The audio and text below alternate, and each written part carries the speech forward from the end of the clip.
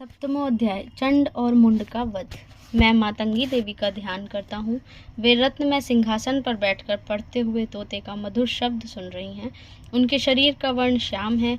वे अपना एक पैर कमल पर रखे हुए हैं और मस्तक पर अर्धचंद्र धारण करती हैं तथा कल्हार पुष्पों की माला धारण किए वीणा बजाती हैं। उनके अंग में कसी हुई चोली शोभा पा रही है। वे लाल रंग की साड़ी पहने, हाथ में शंख में पात्र लिए हुए, उनके वदन पर मधु का हल्का हल्का प्रभाव जान पड़ता है और ललाट में बेंदी शोभा दे रही है। ऋषि कहते हैं, तदंतर शुंभ की आज्ञा पाकर वे चंड मुंड आदि दैत्य चतुरंगड़ी सेना के साथ अस्त्र शस्त्रों से सुसज्जित हो चल दिए। फिर गिरिराज हिमालय के सुवर्ण में ऊंचे शिखर पर पहुंचकर उन्होंने सिंह पर बैठी देवी को देखा। वे मंद मंद मुस्कुरा रही थीं। उन्हें देखकर दैत्य लोग तत्परता से पकड़ने का उद्योग करने लगे। किसी ने धनुष तान लिया, किसी ने तलवार संभाली और कुछ लोग देवी के पास आकर खड़े हो गए। तब अंबिका ने उन शत्रुओं के प्रति बड़ा क्रोध किया। उस समय क्रोध के कारण उनका मुख लाल पड़ गया, ललाट में भौहें टेढ़ी हो गईं और वहां से तुरंत विकराल मुखी काली प्रकट हो हुई, जो तलवार और पाश लिए हुए थीं। वे विचित्र खड्वांग धारण किए और चीते की चर्म की साड़ी पहने नरमुंडों की माला से विभूषित थीं। उनके शरीर का मांस सूख गया था, केवल हड्डियों का ढांचा था जिससे वे अत्यंत भयंकर जान पड़ती थीं। उनका मुख बहुत विशाल था, जीभ लपलपाने के कारण वे और भी डरावनी प्रतीत होती थीं। उनकी आंखें भीतर को धसी हुई और कुछ लाल थीं। वे अपनी भयंकर गर्जना से संपूर्ण दिशाओं को गुंजा रही थीं। बड़े बड़े दैत्यों का वध करती हुई वे कालिका देवी बड़े वेग से दैत्यों की उस सेना पर टूट पड़ी और उन सब का भक्षण करने लगीं।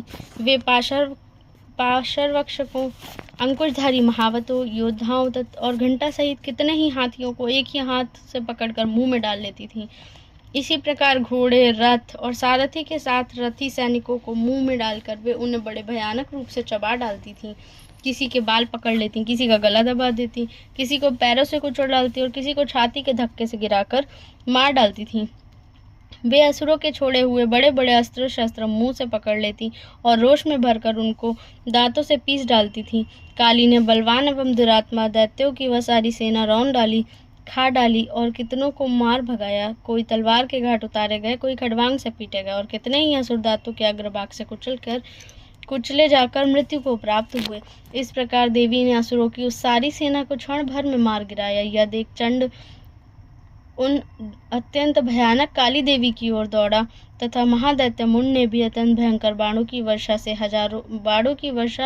वर्षा से तथा हजारों बार चलाए हुए चक्रों से उन भयानक नेत्रों वाली देवी को आच्छादित कर दिया। वे अनेकों चक्र देवी के मुख में समाते हुए ऐसे जान पड़े मानो सूर्य के बहुतेरे मंडल बादलों के उदर में प्रवेश कर रहे हों।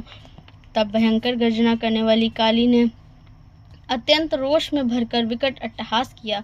उस समय उनके विकराल वदन के भीतर कठिनता से देखे जा सकने वाले दांतों की प्रभा से वे अत्यंत उज्जवल दिखाई देती थीं।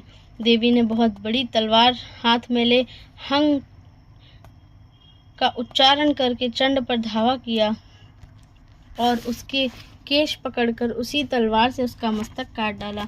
चंड को मारा गया देखकर मुंड भी देवी की ओर दौड़ा।